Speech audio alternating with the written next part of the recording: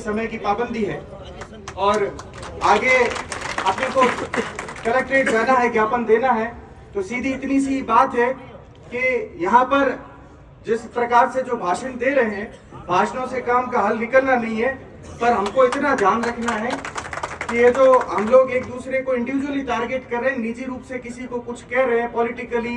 देखो, कांग्रेस और बीजेपी को गाली दोगे तो कांग्रेस को लाओगे, अगले 5 साल बाद कांग्रेस को गाली दोगे तो फिर बीजेपी को लाओगे, तो आपके पास दो से अलावा तीसरा विकल्प नहीं है। तो इतना सो समझना है कि आपके लिए कौन अपनी बात रखता है, कौन आपका अपना है, उनके साथ काम करो। और व्यक्तिगत रूप से ये जितने भी युवा बैठे थे, मुझे एक चीज बुरी लगी आपकी, मैं स्पष्ट इस मंच पर इसलिए कह रहा हूँ कि बाप जी ने जो अपनी बात रखी, आपने उस बात पे भी वोटिंग करी। उसके बाद हनुमान सिंह जी खांगटा साहब ने बात रखी, आपने उसमें भी वोटिंग करी।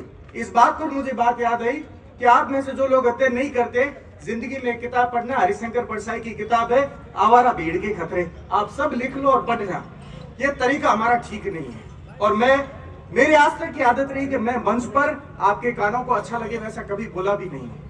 और मैं जिंदगी में इस बात को लेकर कभी डरता भी नहीं हूँ कि राजनीति होगी कि नहीं होगी, पर जिस दिन मंच पर खड़ा होऊंगा उस दिन ऐसी ही बात करूंगा जो काल के सापेक्ष होगी, जो समय की मांग होगी और ठीक वैसा होगी। इसलिए यही है कि जो उड़न के यात्री पिछले 400 किलोमीटर से पद यात्रा करते हुए यहाँ तक पहुंचे हैं, इतने शक्तिपीठ से गुजरे हैं, माता ने इनको शक्ति दी है, प्रभु ने शक्ति दी है।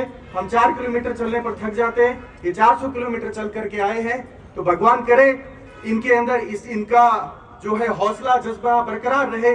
और ऐसी अपेक्षा है कि कुछ दिनों बाद होली के आसपास मेरा पूरा प्रयास रहेगा कि इस पद यात्रा पे व्यक्तिगत रूप से जुड़ूं। मुझे नहीं लगता कि भाषण से कुछ प्रभाव पड़ेगा, इसलिए मैं प्रयास करूंगा कि कुछ दिन भी अगर इनके साथ चल सका और जिस रोज कोरोना का परिणाम हमारे पक्ष में आएगा तो कम से कम जीवन में एक सुकून, एक संतुष्टि रहेगी कि जिस रोज इस बड़ी मुहिम में मेरा भी गिलहरी जितना योगदान रहा, ऐसी अपेक्षा और आशा है।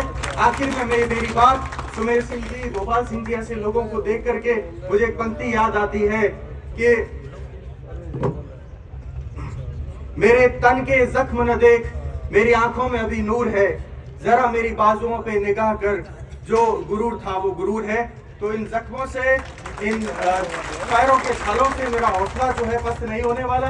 हमें ऐसे ही चलना है, साथ चलना है, कोई चले न चले, जिसकी जैसी व्यस्तता है, पर जिस प्रकार से जो जिस माध्यम से हमारा सहयोग कर सके उसे सहयोग करना है। हमें एक दूसरे को न तो नीचा दिखाना न छोटा करना है, क्योंकि हर व्यक्ति की अपनी व्यस्तता है, उसका जीवन है, उसके अपने अपने संघर्ष है। कोई रोज अपने जीवन में दाल रोटी की व्यवस्था के लिए संघर्ष कर रहा है, कोई जिंदगी में किसी और माध्यम से संघर्ष कर रहा है, कोई हॉस्टल में रह करके अपनी नौकरी के लिए संघर्ष कर रहा है। तो हम किसी को किसी एक संघर्ष में इंडिविजुअली टारगेट नहीं करें, बस ये है कि जिस प्रकार से वो लोग हमारा जब सहयोग कर सकें करें, जब हमें आप लोगों की जरूरत हो तब आप लोग हमें साथ मिले, ऐसी अपेक्षा है। क्योंकि समय बहुत कम है, इसलिए मेरी बात को समाप्त करता हूँ। किसी को कुछ बुरा लगा तो माफी, और जैसे अब कार्यक्रम के उद्घोषक महोदय जैसे आगे निर्देशित करेंगे हमें वैसे चलना है।